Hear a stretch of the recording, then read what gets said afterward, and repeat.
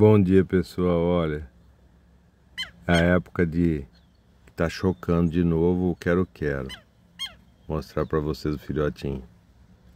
Olha o tamanho dessa coisa linda, ó. Ó, ó, ó. Olha, olha, olha.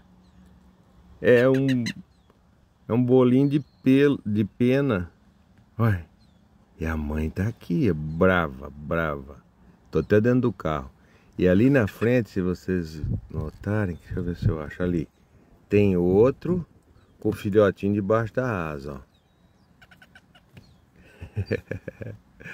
Ai, a natureza é perfeita, né? Aqui no meu vizinho, casa vizinha nossa, tem um pé de nespera.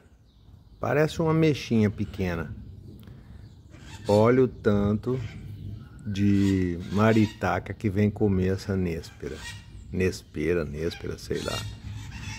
Na hora que eu chegar mais perto, eles vão voar, quer ver? Não sei se dá pra ver porque são verdinhos. O colorido deles é debaixo da asa. O que vocês estão fazendo aí? O que vocês estão fazendo aí? Hein? Não estão voando não, sem vergonha, ó. O que vocês estão fazendo?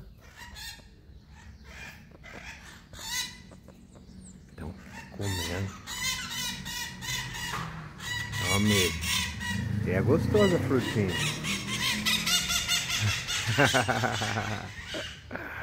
Uns ainda ficaram. Ah, não deu pra pegar a revoada inteira. Ainda tem uns ali, ó. Ó, um bem ali na ponta. Olha lá, olha lá. E os gatos ficam todos aqui de baixo olhando pra cima. Só que já até enjoaram de ficar olhando pra cima. Lindo, né? Coisa mais linda, gente. Ah, esqueci como é que chama aquele cabeça vermelha. Esses outros todos aqui são canários. Ali tem um pássaro preto. Esse aí eu esqueci. Cardeal? Não sei, não lembro. Olha. O dono dessa casa deixa a quirela ali naquele tambor. E o funcionário do condomínio passa e joga um pouquinho de manhã. E olha, agora tá na época do zipê branco, ó. Coisa mais linda. Pintura.